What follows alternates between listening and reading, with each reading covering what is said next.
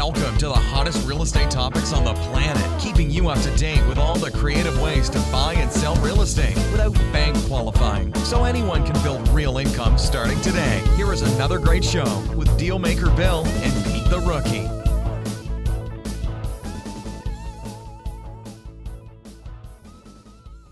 Uh-oh, it's another episode of Flipping Houses for Rookies! Now I'm already worried. He starts with uh-oh. Oh, no. Episode number 287, 287 episodes after this recording. The name of today's episode is Competition is for Losers. How to easily stop competing using creative financing deals. Here's the description. Okay. What's that? I said, okay. Oh, I'm sorry, I didn't hear you. Yeah. The description is, if you actually approached creative real estate transactions with the attitude of the deals are all about giving and not taking from the sellers, things would drastically shift in your ability to knock out all of the competition and get away with more deals. Truth is, your ability to succeed is absolutely based on the quality of the people in your life. Ooh, them are some fighting words, Peter. Which tells me freedom then is measured by your ability to connect and develop relationships with the correct people to do real estate transactions with. Oh, yeah. Hey, Bill, when you're finished, we should talk about our relationship. I don't think anybody wants to hear that. Oh, they might be curious. Yeah. Once you get done working with us in this one podcast, you should walk away knowing how to generate high profit deals before anyone knows about the opportunity even or ever existed. How many times have we bought houses, Peter, and we tell the next door neighbors, oh, we bought the house, and they're like, oh, we didn't even know it was for sale. I wish I knew. I would have bought it. Yeah. And then they also say, oh, thank God somebody got it. Yeah. Right? We're going to fix it up. Thank you. They're not happy with the house or the neighbor. Plus, you're going to figure out how to avoid the deal time vampires that are just sucking you dry, only wanting what's in it for them, not giving two shits about you or your behavior or your buyer. Learn how to make the pie bigger for everyone involved.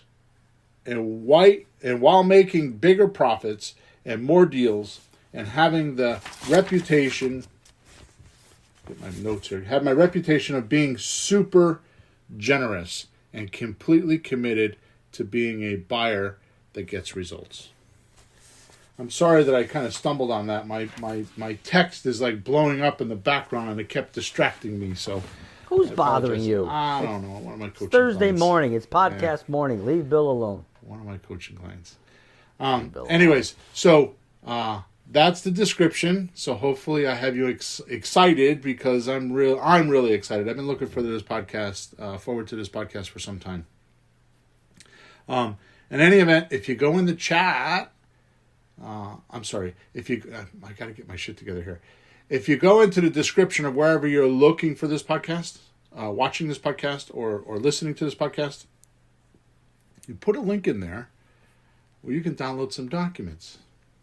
Oh, you got something good today? You got something good? I don't know, maybe. You'll have to go check it out. Also, we record this podcast live on Facebook, or we stream it live on Facebook and YouTube when we are actually recording it. So you can go to either one of those channels at about 9:30 on a Thursday morning, Eastern Standard Time. And you can join us if you like. We have a place, if you put a comment or a something in Facebook, the section where you can actually talk to us. Those show up on my screen.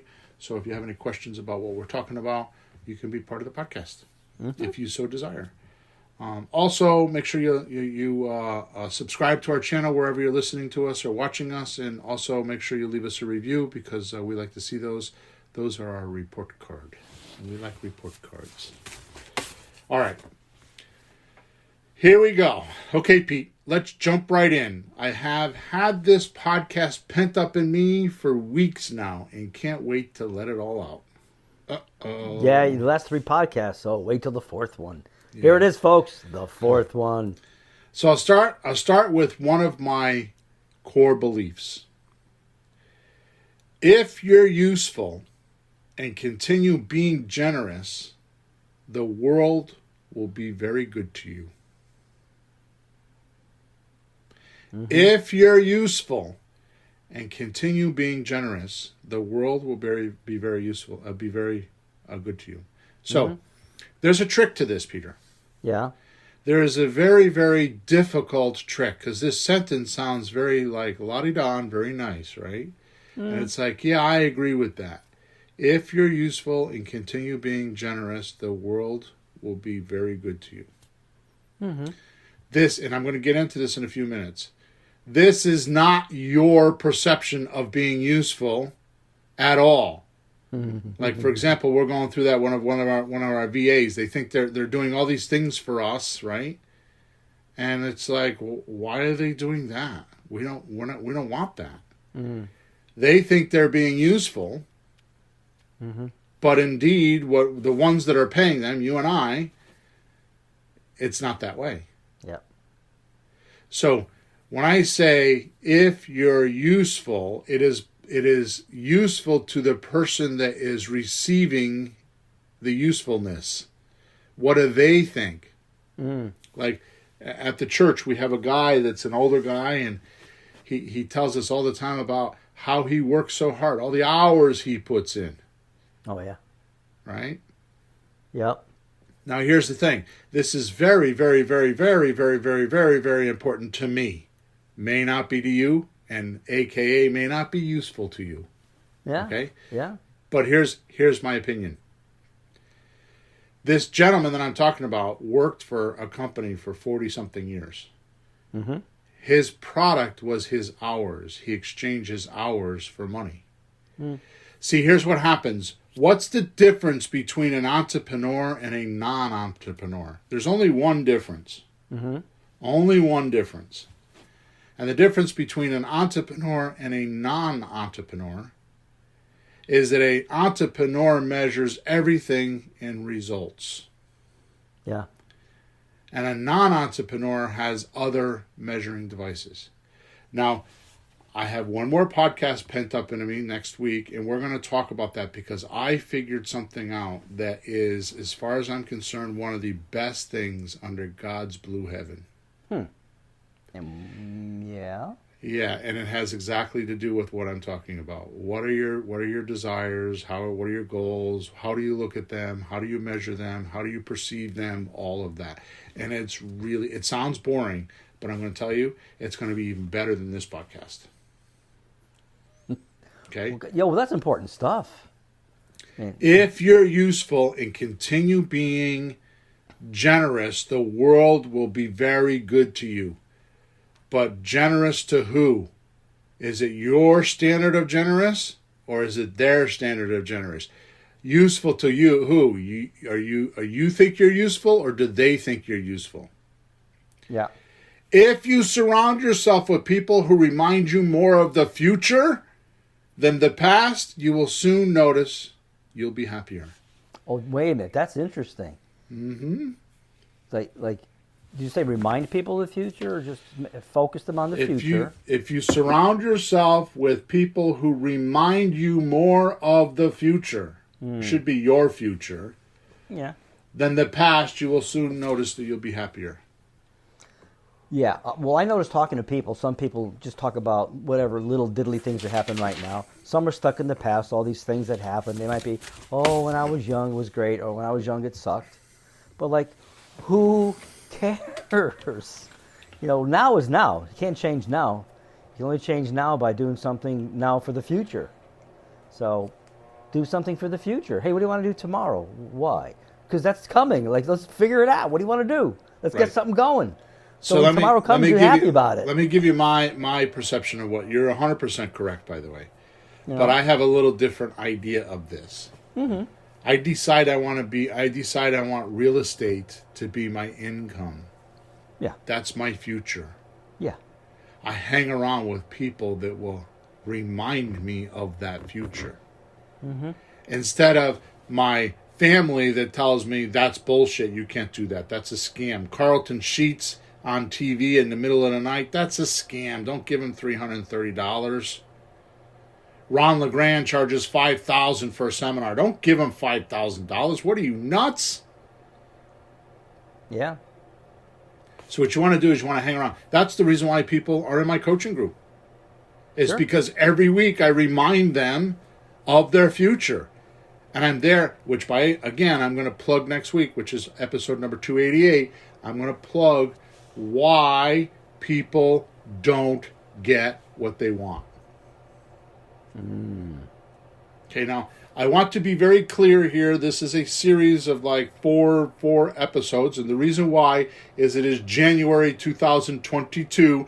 It's in my head. This is all about resolutions and goal setting and losing 50 pounds. Yeah, Happy New Year. Yeah, this is my rendition of what I go through in this time of year. Okay. Right, but that's also filtered through the eyes of all us humanoids who just survived 20 and 21. Oh, go look it up in the history books, folks. Bill, if they're listening to this like 20 years from now, go look up the 2020 and 2021 and then see what happened. And here we are pulling out of that. He's talking about the years 2020, 2021. That's right, we're pulling out of that. If you surround yourself with people who remind you more of the future than the past, you'll soon notice you'll be a lot happier. But I'm kind of jumping way ahead of myself right now, Peter. What I would like to talk about now is approaching relationships is almost the exact opposite. My take on approaching relationships is exactly opposite and typical of what society teaches us. Mm-hmm. Okay, and once you understand this approach and strategic higher level of dealing with people, you'll be able to connect with basically anyone. And I don't care what anybody says, and I've decided in my life that I'm not going to follow the science. I'm not going to follow the statistics. I'm going to do what I know works. Because the truth is, you and I have pulled our hair out with numbers. And the thing that irks the living crap out of me personally is when people come into the real estate business, they think they need one thing and it's completely opposite of what they really need. Unfortunately, that thing that they think they need is what they spend money on. And then they get pissy about it doesn't work. Well, it's because it's not what they need. Now hear me loud and clear. If you plan on using pretty houses as an income or to increase your income, the business has nothing to do with real estate. It has everything to do with relationships. And by the way, if you plan on firing your boss and you plan on living a freedom of a life or living a free life or having freedom, that's what I should say. The only way you could do that is to find a way to be able to pay your bills monthly and work the least amount of hours. Right. It's the only way you could do it. Yeah. There is no other way. I didn't say you don't have to work. If you want to do that, go on Social Security or go on the dole, go on whatever state aid or whatever. That's not what I want to do. I want to work for I want to get exchange for what I do. Yeah. So the only way you could do that, and I was talking about this last night in the free meetup, is you got to create the golden goose, as Ron LeGrand says. Because the golden goose lays golden eggs. And what's a golden goose? A golden goose is money now, money monthly, money later. You get that in any one of your transactions, which, by the way, that means you're buying subject to, because I did this on a coaching call the other night. My two favorite deals are subject to, where I take over the mortgages and then I sell on a lease option, or I actually buy on a lease option or a land contract and I sell on a lease option. Why is that? Because I get money now, money monthly, money later, and after a while I get enough cash flow from my rents. And lately we have figured out how to double our cash flow. Mm-hmm. So many people struggle, including me, for almost 20 years, 19 years. I struggled with this, like trying to get more than $300 or $400 a month in cash flow. Lately, our deals are $800, $900 a month, $1,000 a month, because we figured out a way to double our cash flow. Bill, you know what's crazy about that?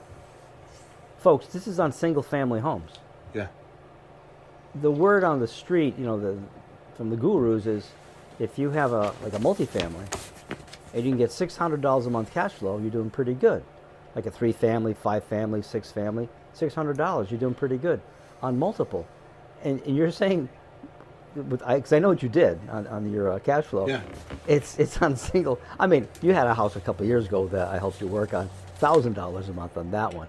But that you just did a really good deal. But on the just usual ones, you have an extra added component that adds more to it. I just bought a house that I thought was worth $200,000 in a normal market. Because it's an inflated market, it was worth $230,000. So I paid $200,000 for it.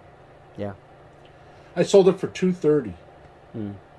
And it's not because of anything special. It's not like and because of this thing that I'm not going to tell you about. You want to learn about it? Go do a one-on-one consultation with me. Go to flippinghousesforrookies.com/free consult, and we'll talk about it. I'm not here to talk about that now, right? The point is this: that house brings $1,000 a month positive cash flow. Crazy. It's insane. Yeah, right. But the thing is, nobody's complaining like, "Oh, you're screwing me." They have a nice deal. They got a house. They couldn't have done it otherwise. If they didn't do that, they'd be in a stinking lousy apartment someplace. They're voluntarily paying more money. Yeah. Voluntarily, happily paying more money. Yeah. All right. Like I said in the description, freedom, I think, is measured by your ability to contact and develop relationships with the particular people who can help you move along your main purpose. Now, we were talking about other podcasts, the book Who Not How, right? Yep. Which was written by, I have it here. We've covered this in the last several podcasts by Dan Sullivan and Dr. Benjamin Hardy, who wrote their book Who Not How, which was a fascinating book. You should go read it. And the main ingredient for working with the right who's, like who could do things for you, because the question is if you haven't listened to those other podcasts, it's like you have a goal, right? Yep. Most people say, how can I get this goal done? Mm. Which creates more work for you, more time for you, more resources for you, more resources for you, right? Yep. Yeah. It develops traffic for you. It develops more action, more things for you to do. How do I get this goal done? Mm-hmm. Instead of who can do this for me, or who can get this goal for me. Mm-hmm. Now, like, suppose your New Year's resolution is I want to lose weight. Yeah. I want to lose 50 pounds. My take on it is first of all, you don't say I want to lose 50 pounds. You think to yourself, what can I be in control of today? What can I do today? Yeah. Right? So what I would do if I want to lose 50 pounds is I would find someone who can show me how to do it. Like, who can give me the right diet? Who can give me the exact exercise program so I can, like, get right to it? Cut right to the chase. Mm-hmm. Cut all the bullshit out. Right? Because if I figure out how to do it, I'm going to get distracted by going on YouTube and watching the 9,000 different YouTube videos. Mm-hmm. And how do I know this? Because my wife has been doing this. Really? Right? She's on every night. She's either looking at real estate or she's on some nutrition site looking at nutrition and diets and all these kinds of things. Oh, she's helping you buy, Bill, she's helping you buy houses? Yeah, exactly. All right? So, in other words, these relationships should not be a chore. They should not have any desire to avoid contact or escape from them. So if you have a relationship with somebody, it should not be a chore.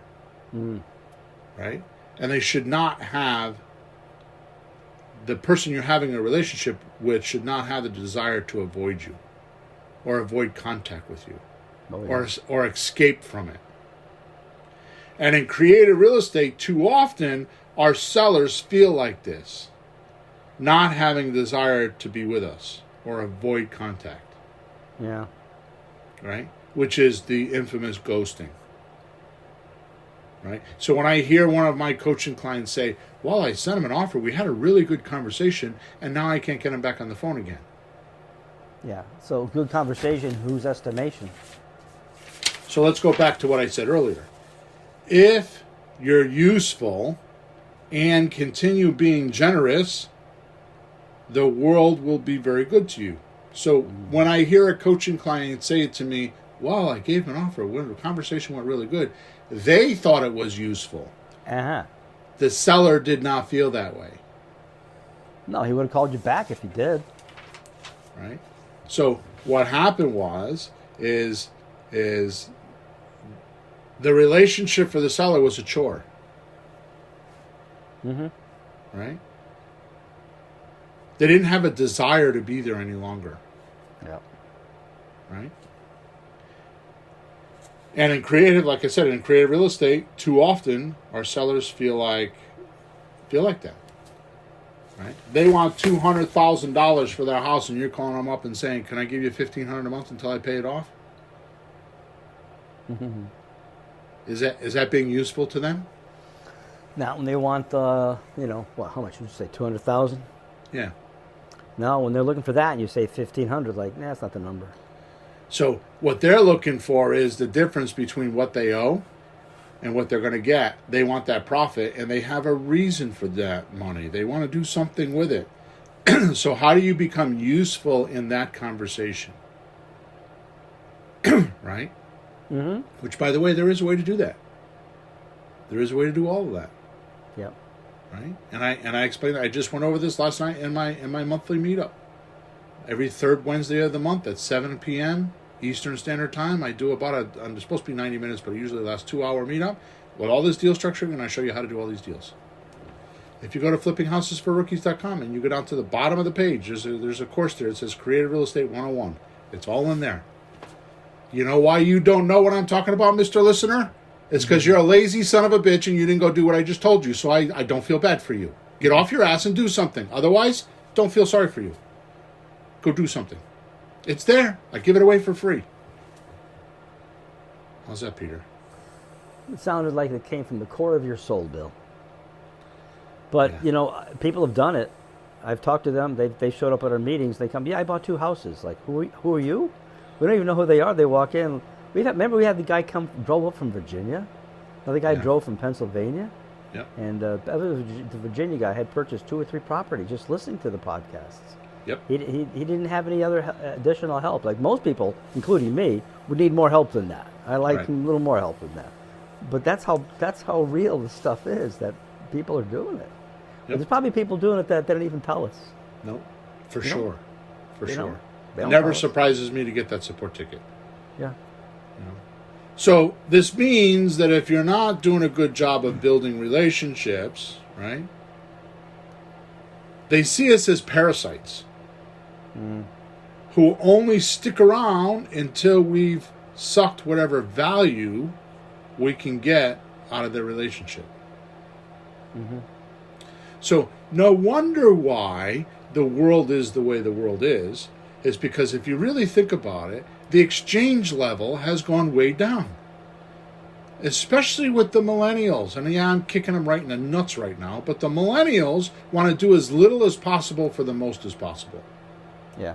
That's just the way they were taught. No disrespect to them. We actually taught it to them because we gave them everything they wanted. My daughter just had this conversation with me the other day. We were talking about going on a family vacation. Yeah. And she goes on and she's like, Dad, I am so lucky. I'm like, really? Yeah, because when even though my ex-wife and I were divorced. We always did things. We always went on vacation. We always kept the family unit together. I did. Right? She's like, my husband, he has no idea what that's about. They didn't do that when they were a kid. Wow. The mother died at a young age, and the father just crashed and burned, and they never did that. They didn't have the family unit. They don't know what it's like. Oh, man. Right? So it's just a different world. I mean, we live in a different world, right?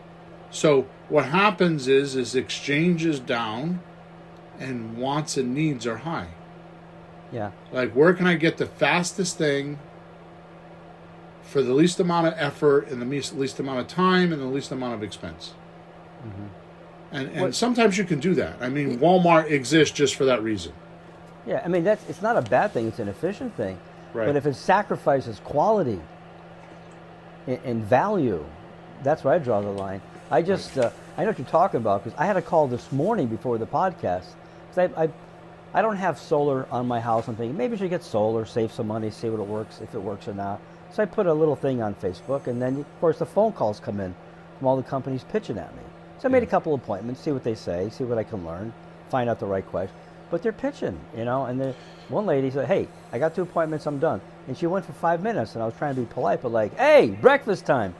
But she was kind of helpful, but then it was like, now you're just talking for yourself. Yeah. So I know what that feels like on the other end, and it makes me think, oh my God, when I talk to people, do they feel that way about me? Oh, right. No, I don't want them to feel that way about me. No. And I think I don't do that, but what you're saying is making me think, oh boy, like really watch it. Really think about it. I want to tell you something that none of us, our listeners, will probably even get, but I just want to tell you this. Exactly what you're saying right now is the reason why I'm spending so much time on our scripts.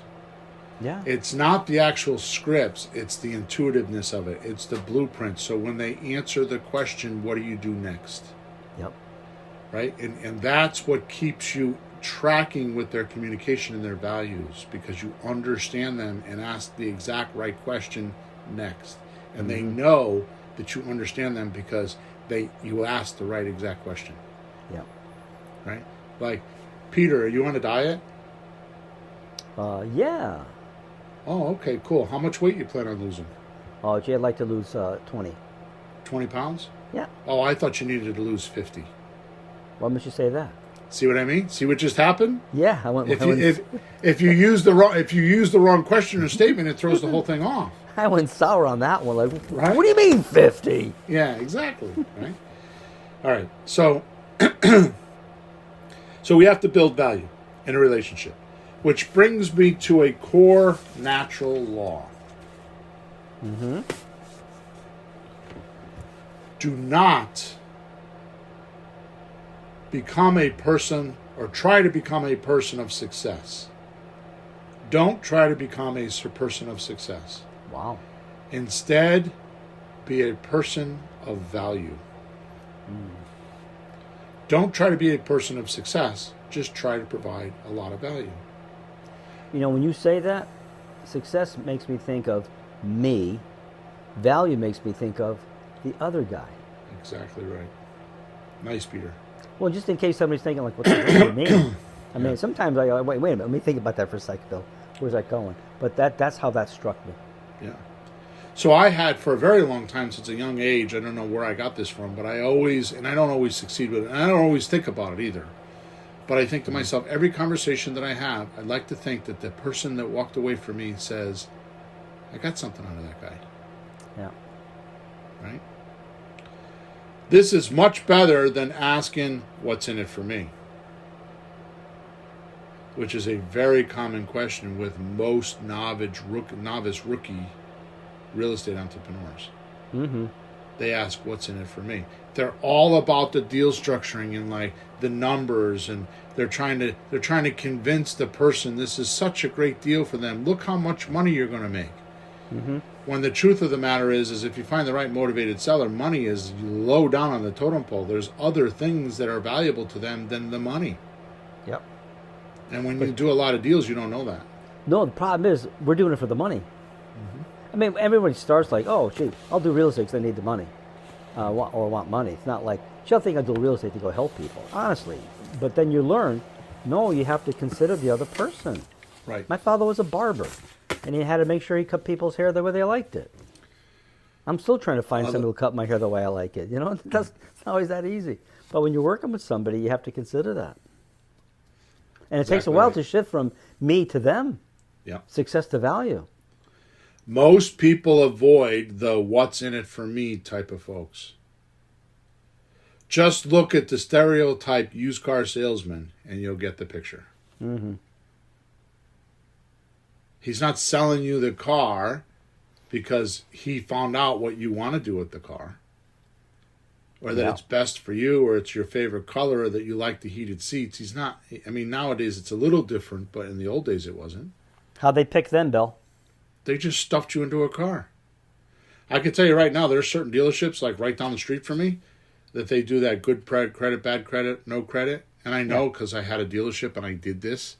Yeah. People came in and you were totally qualified on the cars by what your credit score was, how much money you had down, and how much you could pay per month. And then we told you which car you could have.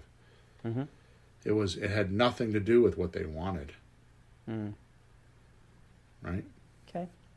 Which is the reason why I'm not in the business anymore. And the reason why I could talk the way I do, because I have millions and millions and millions and millions and millions of dollars worth of transactions of experience. 25 years I was in that business. Yeah. All right, now we're at the meat and potatoes portion of creative deal structuring. Great and vast wealth with creative and creative real estate.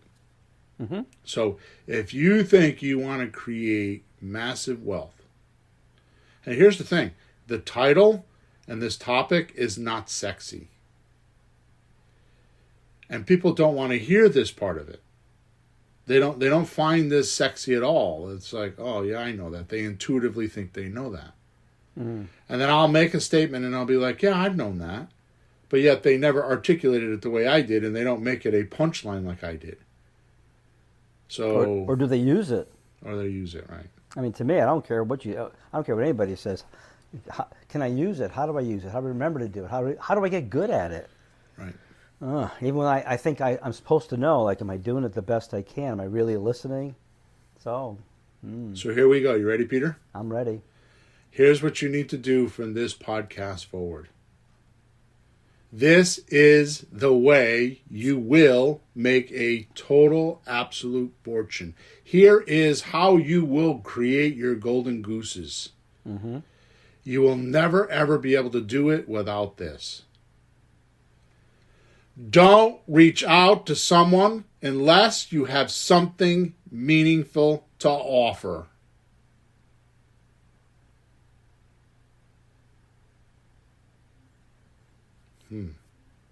Will you know that in advance, or do you have to find that out when you talk to them? Or how does that work? I mean, how do you know? If you called someone up and just went over the cost to sell worksheet with them and told them how much it would cost their self, was that meaningful to them? Oh, yeah, that would be helpful. If you just talked to somebody, two-way communicated with them, and went through the transaction because they don't know what a transaction's like because they've never done one, and you just helped them go through the transaction visually in their head so they could see how it would be, would that help them? Yeah, as a matter of fact, I've talked to people that own like $500,000 of property or more, and they're thinking of selling it, and I talk just a little bit, and I'm no big expert, but I talk about the taxes. It's like, well, if you sell that, what's going to happen to your taxes? What income bracket are you going to be in? Like, oh, shit. Oh, yeah, I didn't think of that. Oh, boy. So what if there's a way to do that where you don't have to pay all that taxes? Really? How do you do that? Really? And I'm no big expert, but I've done that just recently with people. One guy had $700,000 property. Right. And the more, it's funny, the more you have, the more you need something like this. Because the more you're going to lose. Yeah. It's like, oh, he's rich. He doesn't need to do this. No, he's going to lose a lot of money in taxes. If they're supposed to be smart, and sometimes, they're not. They have accountant. Oh, I asked my accountant. You're right. So yeah, I see what you mean. There's several things we do normally that are helpful. Exactly right. So Peter, I would like for you to you're always honest, but I'd like you to be honest for a second. You and I have been working on weeks because I got stuck in my craw that I want to make a Grand Slam offer for sale by owners. And we've been doing this drill, right? Like where we're going through the sequence and we're trying to find all the obstacles and the benefits of what we could offer. Yeah. Now you get it? Yeah. This is exactly what I'm doing. Yeah. Don't reach out to someone unless you have something meaningful to offer. Yep. And I'm telling you, you don't need to be me or Pete or anybody experienced. All you need to do is, I mean, you got enough free stuff. You can go to flippinghousesforrookies.com. On the top of the page, there's a 14-day email course. On the bottom of the page, there's a creative real estate course 101. Those 2 free products will give you way more information than you need. If you go to the free stuff page and download and you did nothing else, you just went to the free stuff page, flippinghouses4rookies.com/free stuff, and downloaded the lease option explain document that's 5 pages long, and you hand wrote it 10 times, recorded it in your telephone, and listened to it 10 or 15 times, 20 times, you would know more than the average guy. You would know probably more than me, and I wrote the document. That would be enough for you to have something meaningful to offer your seller. Just the questions and answers on there that we developed over the years of hearing our sellers asking those questions is enough. Just having those paragraphs, even if you just had the 5-page document in front of you when you're on the phone, it would be worth something to your seller. Yeah. So don't think that you have to be me to offer something. The littlest things mean a lot. Too many people want to give quantity, not quality. They want to buzz through the phone calls and they want to qualify their clients with quantity. And you, Peter, I want to rave about you. You're really good at the quality. You're a pain in the ass with detail. And you drive me nuts. But very, very, very good, because if it wasn't for that, we wouldn't be where we are with all the other rookies. Because you want the details, and you don't get stuck on them. It's just that you notice gaps, if there are some. If you're doing a sequence and there's a gap, you pick up on those. So we've done a really good job of filling those gaps. So just knowing the sequence, or just having a conversation with somebody about their house, a meaningful, real conversation where you're not trying to get something for nothing or what's in it for me, you'll get a lot of information. Agreed? Yeah. And to correct myself, we actually have enough tools and understanding. Just talking to somebody, good stuff does come out. Yeah. It's built into our scripts. You ask the questions, and Right. we just know a few things you can just talk to people about. It's not horribly complicated. Sometimes you just don't think of things. You remind them, oh, I didn't think of that. Ooh, thanks Right. and how does that work? Send me more Exactly. information, Yeah. So don't reach out to someone unless you have something meaningful to offer. That something needs to be real and genuine and relevant, not just a compliment or flattery. Because I had a few coaching clients that I couldn't do that. I couldn't do that because they were fakers. They weren't comfortable with themselves, and they pretended like they were happy, thinking they were fooling the other ones. Now, I will go on a rant for this for the next 4 hours if you let me. But I'm going to give you a classic example of this. And this, as far as I'm concerned, is a killer. This is like in our society, what I'm about to tell you is like the Titanic hitting the iceberg. Okay, what is It's sinking our society. Okay? Yeah. Television. Ooh. My mother wants to rant. Now, she's 80 years old, and she wants to rant to me about all the things she heard about on Fox News. And I get Fox News. I don't. Sometimes I like it. Sometimes I don't. I also when I do watch the news, I also watch ABC to get their perspective. They're two opposites. Okay? I have my opinions about them. I'll keep them to myself. The point is that my mom is steadfast on what they're saying. She's making decisions in her life based on what these people are saying. Yeah. She's altering her life based on these people that they're saying. And I said to her, Ma, you need to knock it off. Excuse me? You don't realize what you're doing. She said, what are you talking about?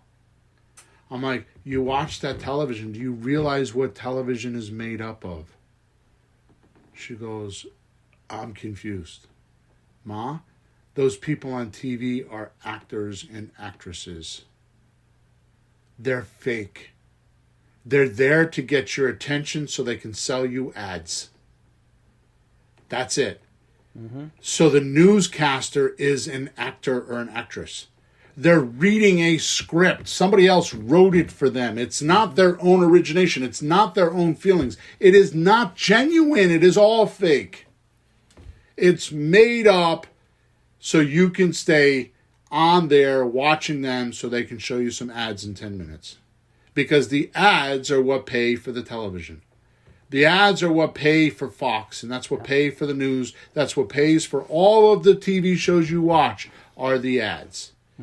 So their true intention is to get your attention by being clever. It's all an act. Hang on 1 second. Yeah, go ahead. Hang on. Here's the sinking part of society. Our children have been raised, because TV's only been on the market for 70 years. Our children have been raised. Our children have been raised watching those TV shows thinking that's how life really is. And it's not. Watching these TV shows with these families that have these situations and crises. Yeah. And they think that's how life really is. They're actors and actresses. It was made up, mocked up, and cut and edited when not done right. It's not how life really is. It's a big, fat lie. Yep. And here we are with a society, a generation that we call millennials, that have either learned from a video game or learned from television that this is what life is about. And we wonder why they act the way they act. We wonder why they make the decisions they make. We wonder why there's a cancel society or cancel culture. Well, if it's not done the way they saw on TV, then they just walk away. Well, I don't want to talk to you. That's what I'm talking about right now is the opposite of what I'm talking about today. Cancel culture is they don't feel like you have value for them and what they want, so they walk away. Get away from me. Yeah, that's what people do on the phone too, though. The sellers, they'll do the same thing. I mean, we're sending a lot of texts out, and I've never seen.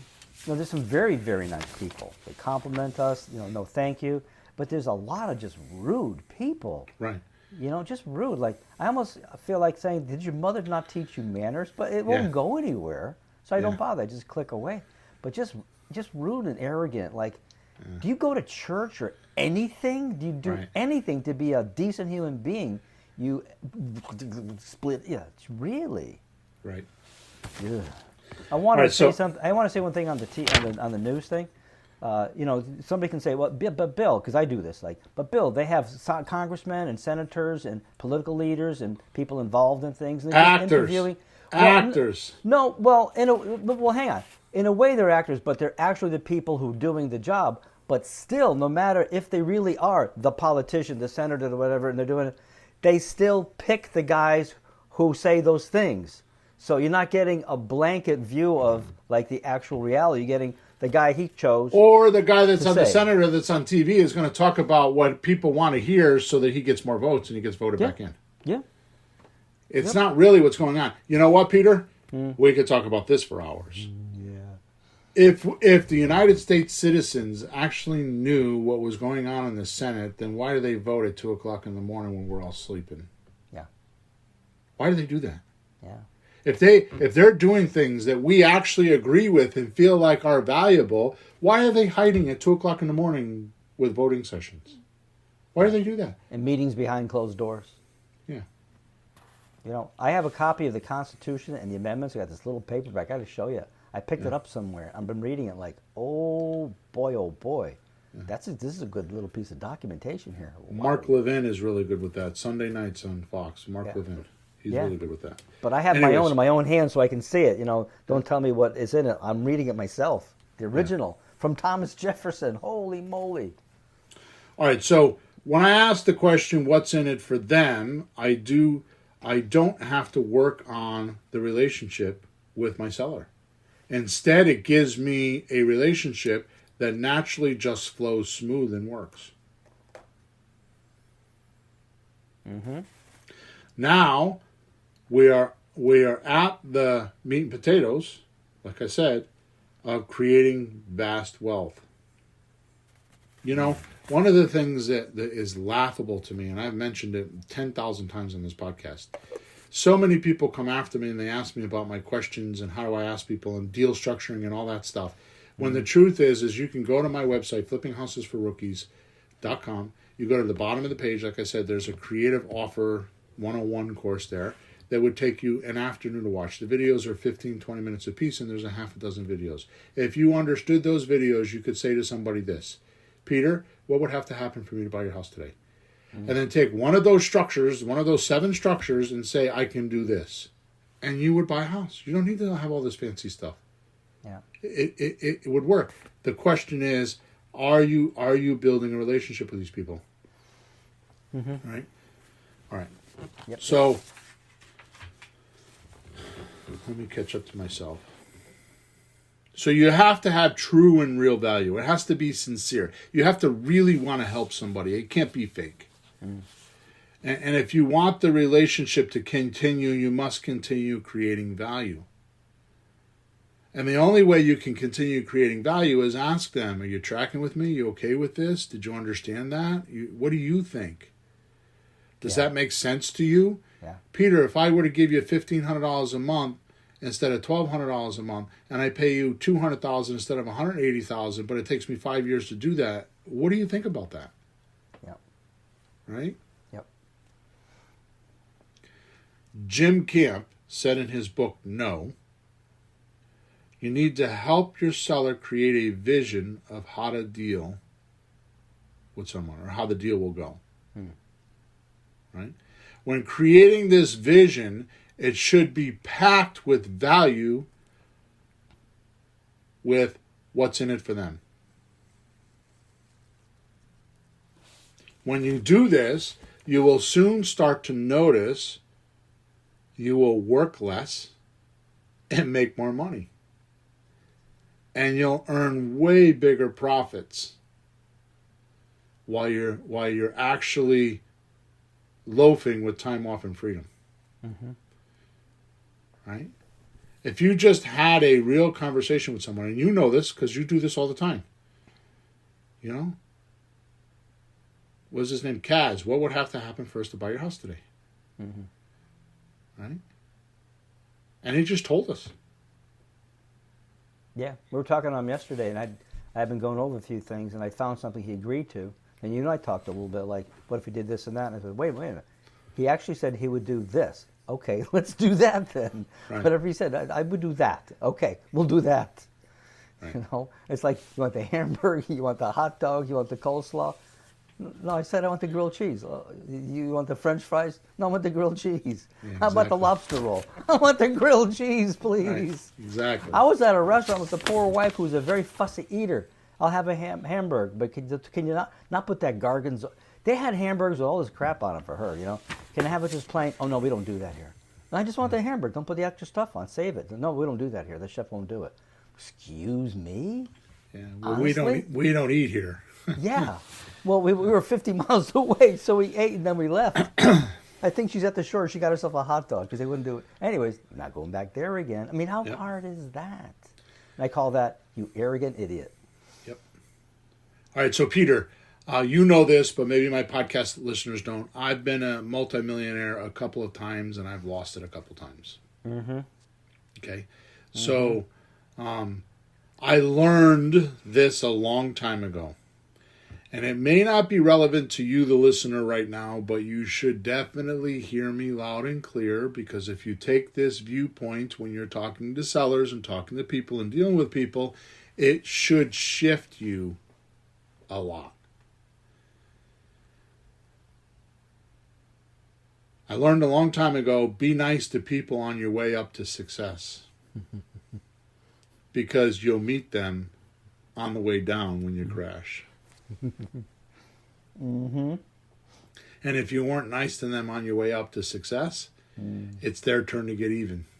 Yep. On your way down. Many people desire to be liked and to have status. But you can't rest on your laurels and run on those fumes of your former success. If you stop being useful, or concerned for others. Yeah. Also, a great way to learn how to be valuable is to volunteer. Mm-hmm. Here, you'll have to learn how to serve other people's goals, even if there's no pay. I mean, you all know that I volunteered at a church, and I was an executive, and one thing that I had to learn, the hardest rule that I had to learn, that people that have not worked there don't know, Yeah. is that people are volunteering. They're giving you their willingness to come there and help. If you don't do what they want, or it's not even what they want, but if you don't have agreement or things don't go quite the way they want, guess what they stop doing? Showing up and helping. There you go. Duh. So it has to keep you in a line and keep you in tune with the recipient. Mm-hmm. So if you volunteer, you start learning these things. When you focus on what others want and being grateful, it goes a long way.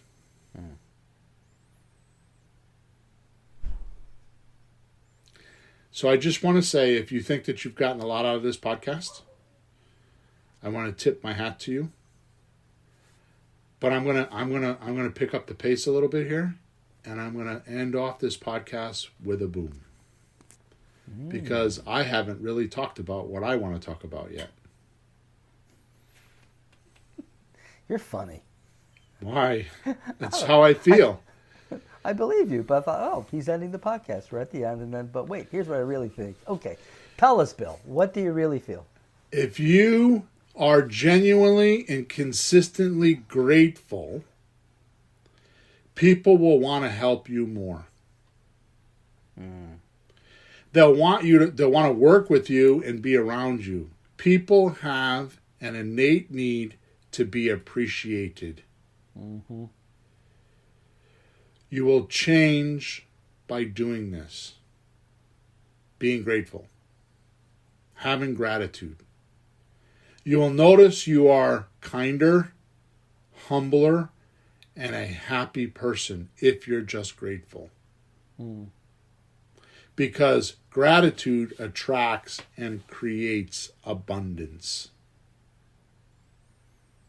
Yep. I'm going to get into this in the next podcast, like big time. Truly. But to end off for today, if you truly want your potential, possibilities, your wishes, desires, hopes, belief, faith, and any type of action to start moving towards success, start with gratitude every day. Yep. Work your gratitude muscles and open your heart, mind, and faith to your possibilities. Be grateful, and I'm going to go over this so much in the next podcast. Be grateful of what you've done and stop trying to figure out what you haven't done. I want to lose 50 pounds. I only lost 5. Be grateful of the 5 being gone. I spoke to a suspect and they were mean. Be grateful that you spoke to them because you just learned something. Mm-hmm. At least you spoke to some, but you're getting someplace. Gratitude takes our focus off our don't haves. Gratitude takes our focus off our don't haves and gets us excited about what we do have. And ever so gently nudging us into the world of abundance thinking. Once we start reciting there, we start naturally resonating with possibilities, wishes, desires, hopes, and a chain reaction. An abundance evolution starts in us, which grows into beliefs, faith, and action. So, heed the information in today's podcast and start your journey to action and success with gratitude. Now, Peter, I would like you to actually believe that I wrote those words. I would actually like to think that I'm that profound of a thinker, but I can't take credit for it. I want to thank Mr. Napoleon Hill in Think and Grow Rich under the gratitude section of his book. Makes sense. For your words. These words were his. Yeah. I live them. I believe them. I wholeheartedly jump over the ramparts to get them. But those are powerful words. You know how I know that? That book was written over 100 years ago and it's still circulated in society. Yep. The next podcast, I will cover the 6 steps most people usually follow when trying to attain their desires, and how it often goes off the rails. So make sure you listen. 6, huh? Mm-hmm. I like when you number things, so then I know what I'm doing. I can keep track. You keep track? Well, yeah, no, really. It's. Let's talk about blah blah. You just talk and talk and talk. It's hard to pinpoint details and hang on to them. But if you can put it into 6 bullet points and expound upon it, then it's easier to. Okay, 1, 2, 3, 4, 5, 6. It got 6 fingers. So I can keep track. Oh, okay. I got 6 fingers. All right. So no more 14 checklists, huh? 14-point checklist? No, what's that? I don't know. I'm just saying. Oh. No 14, because you only got 10, you have 10 toes. And I can make it up to 20 if I'm careful. okay, 20 if you use your toes. That's right. All right, bad humor. All right, so don't forget to go to wherever you're watching us and subscribe. Make sure you leave us a comment or a review. We really love those. Make sure you go into the description of wherever you're watching us or listening to us. I put some documents in there that you can download. I have not done that before, but I did that today. So go ahead and go click on that link and you can get the documents. Also, you should make sure that if you want to give us a comment or be part of the podcast, you check us out at 9:30 Eastern Standard Time on Thursday mornings, and you can find us either on YouTube or Facebook. Okay? So that's it for podcast number 287. We will talk to you at podcast number 288. Thanks for being us. Thanks for all the support, and over and out. Thanks for tuning in to the hottest real estate topics on the planet with Bill and Pete. If you want to continue learning how to buy and sell real estate without money or credit, head over to flippinghouses.club for some cutting-edge real estate wealth tools. Or contact us at info@flippinghouses.club.